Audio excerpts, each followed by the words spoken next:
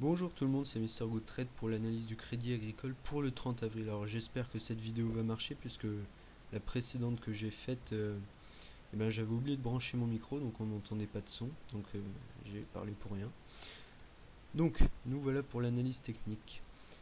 J'avais parlé donc de l'épaule tête-épaule ici avec la ligne de coup en pointillé rouge qui nous donnait un objectif à 3,60 euros. Et j'avais été un peu trop optimiste la semaine dernière puisque arrivé à 3,70 j'avais dit c'est sûrement le plus bas. Bon, j'ai été trop optimiste puisqu'on est allé chercher 3,60 et même 3,50 par extension. Bon, mais il se trouve que j'étais aussi sur la valeur, donc bon, on a quand même monté. Ce qui est intéressant de voir avec le plus bas atteint ici, là, c'est que la bougie a une grande mèche. C'est-à-dire que les plus bas ont été achetés, on a clôturé bien au-dessus des endroits qu'on a visités pendant la séance. Donc ça c'est assez positif.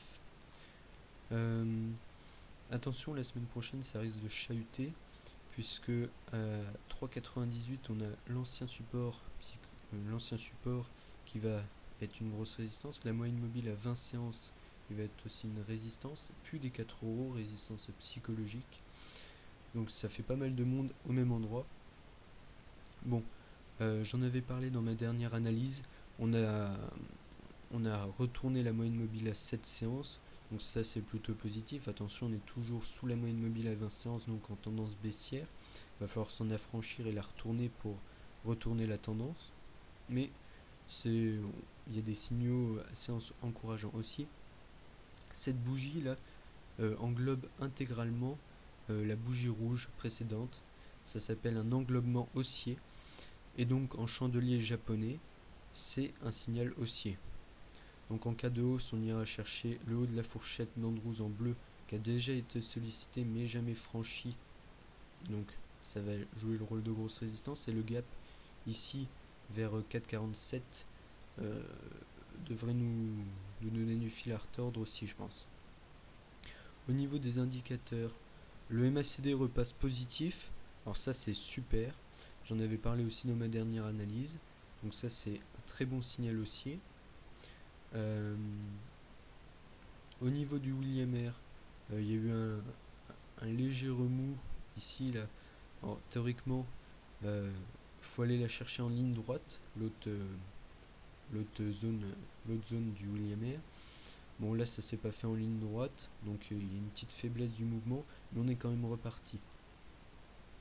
Les volumes sont toujours importants pour les raisons dont je parlais la semaine dernière. D'ailleurs, on devrait bientôt avoir les publications des achats et ventes du crédit agricole sur ses propres actions, donc le 31.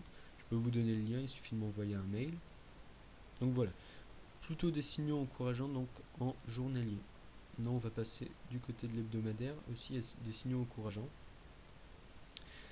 puisque par deux fois les Bollinger inférieurs ont été sollicités, mais finalement on a fait une grande mèche, donc c'est-à-dire que les plus bas ont encore une fois été achetés.